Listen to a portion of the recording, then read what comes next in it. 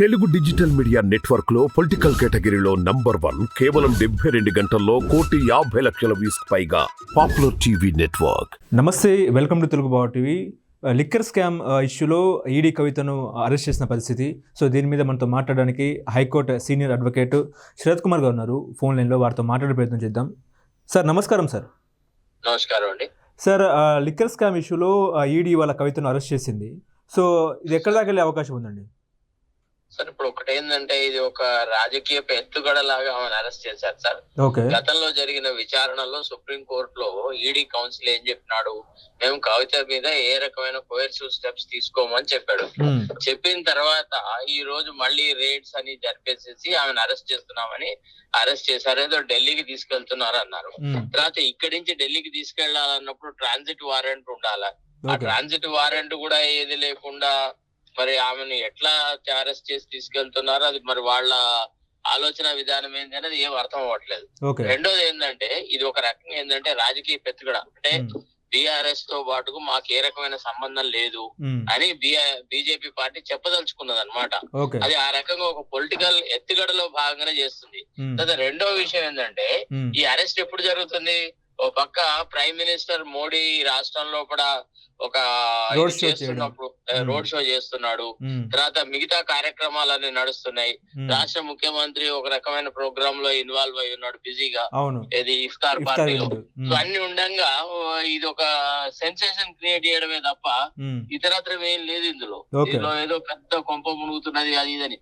అసలు కవితను అరెస్ట్ చేయాలంటే ఈడీ దగ్గర ఎంతో ఇన్ఫర్మేషన్ ఉండేది, ఎప్పుడో ఉండింది.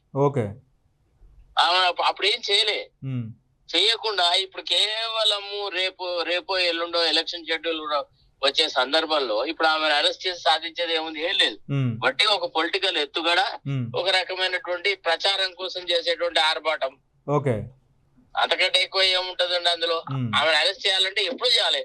6-7 చార్జ్ షీట్లలో కూడా ఆమెకు సంబంధించి పూర్తి ఇన్ఫర్మేషన్ దొరికింది కదా. లిక్కర్ స్కామ్ లో ఆమె ఎన్నిసార్లు ఢిల్లీలోకి పోయింది, చార్టెడ్ ఫ్లైట్లలో ఎప్పుడెప్పుడు పోయింది, ఎవరెవరిని కలిసింది, ఏ హోటల్లో బస చేసింది, ఎవరితో మాట్లాడింది, ఇట్లాంటి విషయాలన్నీ తెలుసు కదా.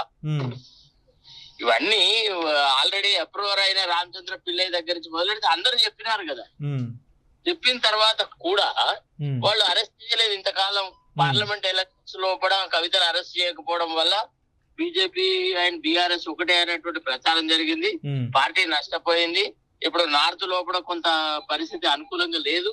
కాబట్టి ఇప్పుడు ఏదో రకంగా కవితను అరెస్ట్ చేసి తెలంగాణలో పొలిటికల్ మైలేజ్ పొందాలన్నది వాళ్ళ ఆలోచన. ఓకే, అంతకంటే మినహా ఏం లేదండి. ఓకే, అంటే ఇదంతా మోడీకి తెలిసే జరిగిందంటారు. ఎందుకంటే ఆయన తెలంగాణ పర్యటన ఖరారైంది, రోడ్ షో కూడా చేస్తున్నారు. రోడ్ షో చేస్తుండగానే ఈడీ అరెస్ట్ వారెంట్ జారీ చేసిన పరిస్థితి. సార్ ఇప్పుడు ఒక విషయం ఏంటంటే, మోడీకి తెలియకుండా ఎక్కడ ఏం జరగదు సార్. ఎవరిని ఎప్పుడు అరెస్ట్ చేయాలన్నా మోడీయే చేస్తా ఉన్నాడు కదా. కాబట్టి మోడీకి తెలిసే జరుగుతుందని నా అభిప్రాయం.